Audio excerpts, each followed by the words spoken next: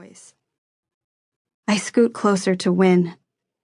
He's the only one here I really know, now that we've spent most of the last 3 days together, whisking through history and around my world to find the pieces of a weapon this group's former leader left behind. The weapon that will destroy the time field that allows Khemiate scientists to alter Earth's past and stop their experimenting, and its continued deterioration of the planet. For good. I have to remember that. The people in front of me aren't like other Khemiates. They're risking their lives to free Earth. Abruptly, the lights go out. The floor shudders, and I stumble. My body feels oddly flimsy. There's a little less gravity on Khemia than on Earth, Wynn mentioned before. They must keep the ship the same. Wynn's hand tightens around my elbow. A high voice pierces the darkness from somewhere above, speaking in Khemiate.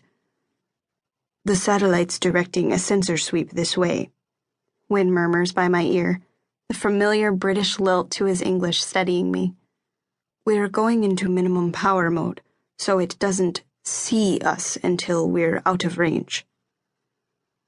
The research satellite over Earth houses not just scientists and travelers, but also the enforcers, the Khemiate police who'll shoot us down if we're spotted.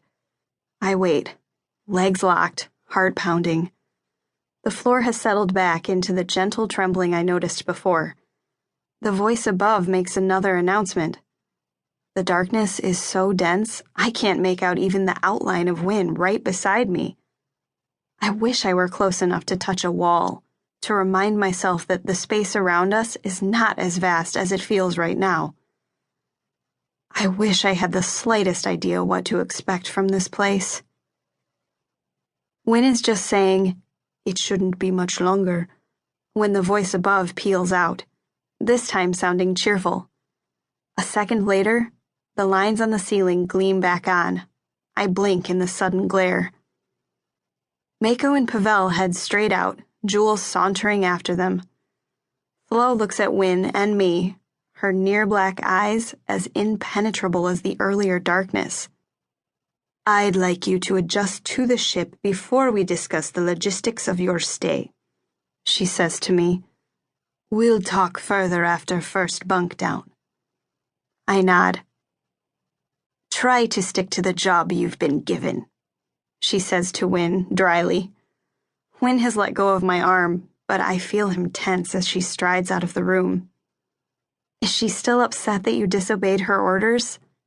I ask.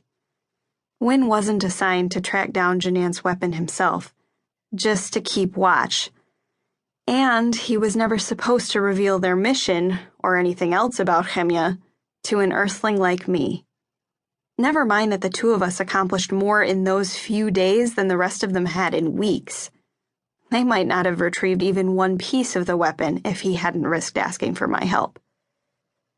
"She's happy with the results," he says, swiping a hand through his jagged black hair.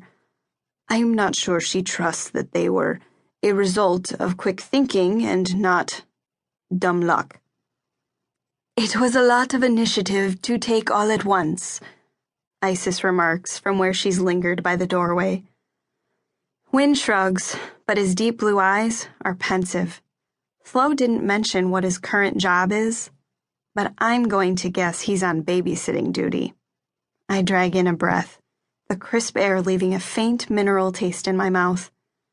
I don't want him to regret inviting me to help see their mission through. "So, here I am," I say. "Give me the tour?" I'll be more useful once I have some idea where and what everything is. "Of course," he says, shaking himself out of his thoughts. "I'll help show you around," Isis says.